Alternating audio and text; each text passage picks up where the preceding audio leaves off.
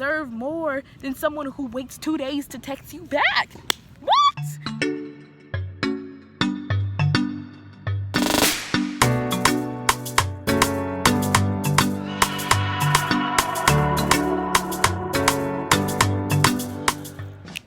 Okay, so guys, people are high-key interrupting my video. I ain't got my mask on because first of all, I'm in a real hidden field. It's kind of my spot, but over there they're playing volleyball. So if you hear noises in the background, don't mind that. But hey guys, if you're watching this video, you are experiencing life with me, Ayana B, and welcome to the experience.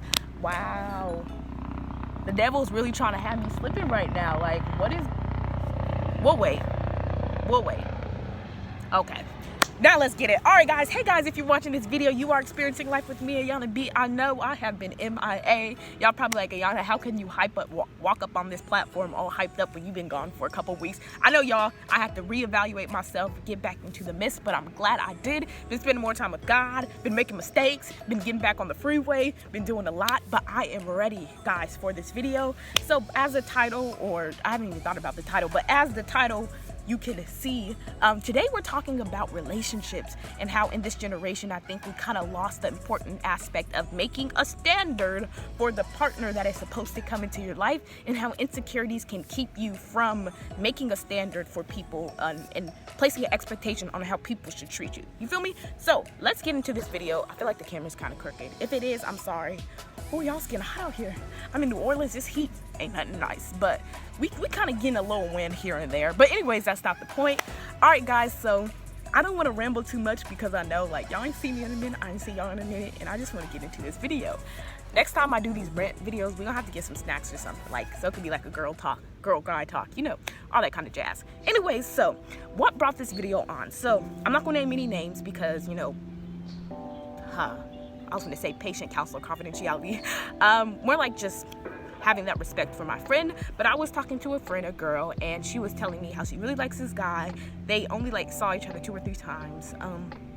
And I was like, okay, so she was like, I want to ask him, can we get in a relationship or something like that, something along those lines. And I'm like, okay, so cool. I just wanted to pick her brain to see where she was coming from because they only seen each other for like 2 or 3 times. So I'm like, okay, so why him?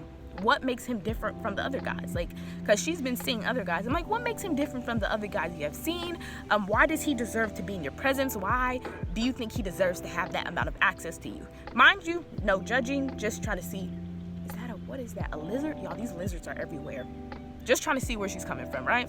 So she said, he caused me to be fulfilled. Oh, he looks at my artwork and he admires it. Oh, he cuddles me and all that kind of stuff. Now, I'm not trying to discredit the things that make her feel valued or important, but I did see, my blinkers was going off. Y'all, the counselor relationship advisor blinkers was going off. Now, I ain't no specialist or anything, but, I've seen a lot to know, why her reasons were faulty and could have been detrimental to a relationship if she pursued it. Oh, gosh. Okay. Could have been detrimental to a relationship if she pursued it. Sorry, my sister texted me. All right, so first, I think the first reason is when she said... What did she say? She said, oh, he fulfills me. And I think that's one of the biggest issues that a lot of people have, not even in this generation, because I do feel like I be dragging our generation, but even older generations, a lot of people get in relationships to be fulfilled in some sort. And the reason why that's so problematic, guys, is because when you're looking for a person to fulfill you, it's not going to work because human beings are so inconsistent. I'm gonna put it right here. Human beings are so inconsistent. We're inconsistent by nature. We're sinful by nature. So when you're trying to place fulfillment in something that is so faulty, our emotions constantly fluctuate. We're constantly going on different paths. Human beings are consistent like God is. Human beings can falter. Human beings can wake up one day and realize, hey, I don't want to be with you. Hey, I don't want this. And I'm not just saying be antisocial and just, I hate the world. But what I am saying is do not place your fulfillment in something that don't place your worth or your value, or don't be dependent on someone to make you fulfilled because on a person that's so inconsistent. And I think what's also problematic about that is when you're depending on somebody to fulfill you, it's kind of placing pressure on the other person, and that's going to be it's going to end up becoming really toxic. Because when you depend on somebody to fulfill you, you're like, okay, here's my life, here's my time, here's my activities, here, just take it all and then do what you will. And you're kind of dependent on that person to just fulfill you consume your time and like just pour it into you all the time. And that's a lot of pressure in a relationship, rather than two people who are complete and coming together and actually grinding together and growing together, instead of them being codependent on each other. Because codependency, y'all, is not cute. And that's what I call codependency. You're dependent on somebody to fulfill you, to make you happy, to do this. Well, 11 a.m. My class is in 55 minutes. I need to, come on. Okay, thank you. Patience. We're trying to learn patience. Okay, anyways, like I was saying, so codependency is not cute, and I think that was one of the big issues. And like she was talking about the cuddling aspect and how he cuddles her and things like that. And I think, okay, yes, cuddling, physical intimacy is important. And I'm learning this more and more. Physical intimacy in a relationship is extremely important. And I'm not, for those who want to wait till marriage, me too. I'm not saying like you need to have sex for your relationship to thrive. No, I'm just saying like the touching aspect, just touching your partner, someone you like, you start to touch more. And I do think hugging, hand holding, all that kind of stuff is important. Okay, they're talking. I'm trying to talk louder. All of that kind of stuff is important. But I do think physical intimacy, just because he can cuddle, that should not be the main point. Just because a person can touch you, just because the sex is good, or just because he knows your spots, that shouldn't be the top criteria for a relationship. Now, you know what? There are some people out there who do that. So I am saying to each his own. I'm not judging, but I am saying, guys, it is important that we start creating standards, and it's important that we do it beforehand, and then we don't falter on those standards. So what do I mean? Guys, when I say standards, I'm not saying shallow stuff. Like things, now, like I said, to each his own, but for me personally, I'm not saying, for me, when I think of standards, I'm not thinking he has to be 8 feet tall, he has to play basketball, football, like shallow things like that. He has to go on this specific career path, he has to be like this. But I'm talking about standards for a person that will not only cause emotional, physical, and spiritual security and prosperity in the relationship, but that will help us grow together, you feel me? So what do I mean by that? What are some standards you can set in relationship that like people kind of overlook or that are underrated? So for example, making sure that person makes you feel secure emotionally, physically, spiritually. That's extremely important. I think a lot of people kind of stress physical security, financial security, but I do think making sure that person doesn't got you out here looking stupid, isn't out here making you look stupid, is extremely important, guys.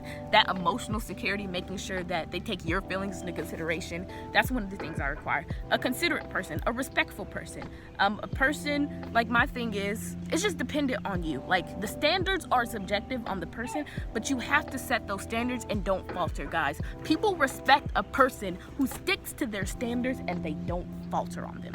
That's it. I'm gonna say it again. People respect, that makes no sense. A person will respect you more if you not only list your standards, so say, hey, this is what I expect out of you, but then you stick to them. So if they're not fulfilling that, you do not hesitate to dip and dip and dip. You feel me? You don't hesitate to dip. So yeah, that's kind of that aspect. And then like real quick, I don't want this video to be too long, but I also want to talk about how, like insecurities ties in like inability to create standards. They're really playing music out here. That's a vibe. Okay, but anyways, like I was saying, so when you're insecure about yourself, or when you don't place a lot of worth on yourself, or when you don't think that you're worthy enough for the love. There's a quote by this movie called The Perks of Being a Wallflower. The Perks of Being a Wallflower. And this boy was asking his teacher, okay, so why do nice people always choose bad people to date? And the teacher was like, you accept the love you think you deserve. We accept the love we think we deserve. And I think that's how insecurity plays a big thing in relationships and choosing the wrong ones. When you feel like you're not worthy of that love, let's analyze. Do you feel like you're worthy of adequate love that makes you feel good, and adequate love that pushes you to be better, and a person that just uplifts you and just makes sure that you're secure? Do you feel like you deserve that? And if you don't, you're going to be willing to attract anybody who treats you like anything, because you're like, hey, you know what? I deserve what's coming. I deserve anything. And guys, lately, I had to get out that mentality, because to be honest, when I came to college, I was like, okay, you know what? I used to like think, I'm gonna be a disappointment anyway, so why should I have friends? Why should I be in a relationship? Not that I'm in a relationship now. single, but I'm saying, like, I kind of had that mentality, so I was emotionally distant with people. But like, I had to think, God's been showing me lately that, Ayana, like, even though you're sinful by nature, I love you anyways, and there's nothing you could do that can make up for me.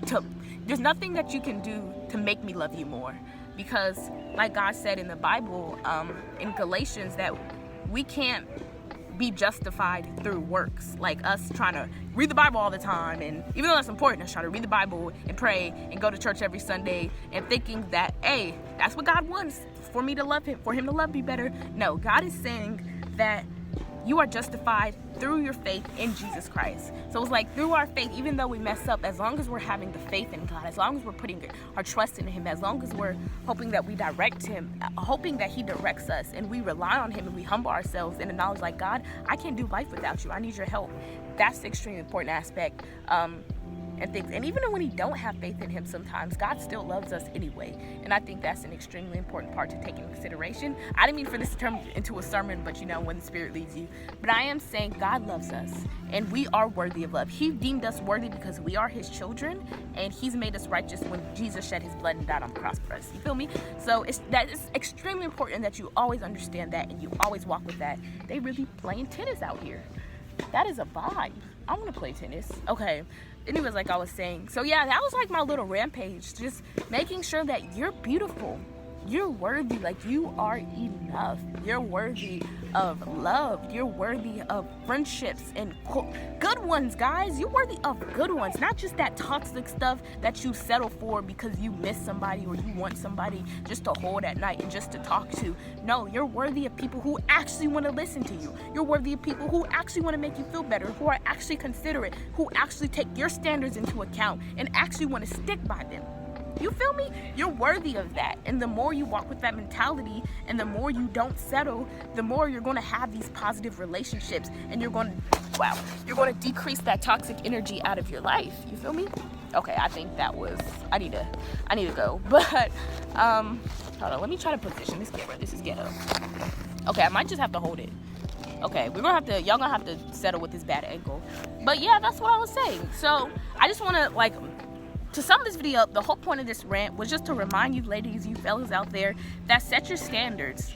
I'm trying to say this louder because they really hitting that ball. Set your standards. That is extremely important. Make a list of what you require in a person that you absolutely need, and if they don't have it, then the relationship can't thrive. Make that list and then stick to it. Stick to the list. Like I said, people will respect you much more when you stick to the list. You will attract more goodness when you stick to the list. Okay, you feel me? Stick to your list.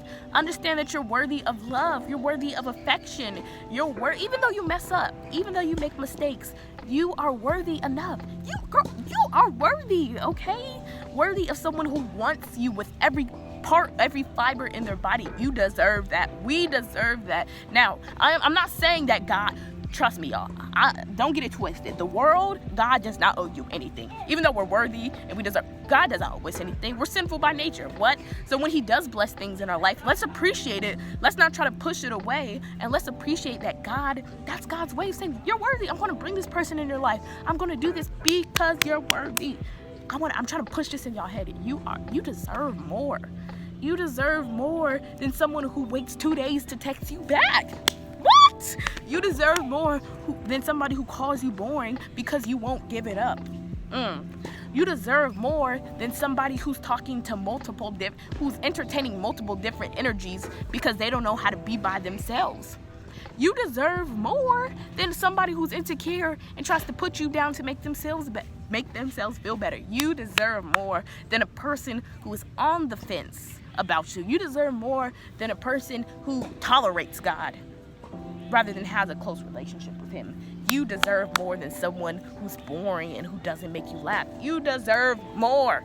than someone who treats you mean and doesn't worship the ground you walk on. You deserve more than someone who doesn't think that you're a blessing, because you are a blessing, baby. Baby, you are a blessing. Do you understand that? God created you. He formed you. Do you understand that? So if God, who created this beautiful world, formed you, you're beautiful, you're dope, and you're a blessing, because God don't create nothing ugly. In the Bible, in Genesis chapter 1, it says everything that God created was good, meaning you, good. Can I get an amen? Anyways, y'all, that's done with that rampage. All right, that's it, guys. I need you to do me a favor and actually comment down some video ideas, because like I don't want to just be putting out videos aimlessly. So do y'all want me to do any challenges, any pranks, any more advice videos? Where do y'all want me to do it? In my dorm room, outside? Y'all, like, give me some ideas, because I'm just trying to work with what I got. But anyways, y'all, I gotta go to class. If you have watched this video, you have experienced life with me, Ayana B, and I will catch y'all in the next video. I love you guys.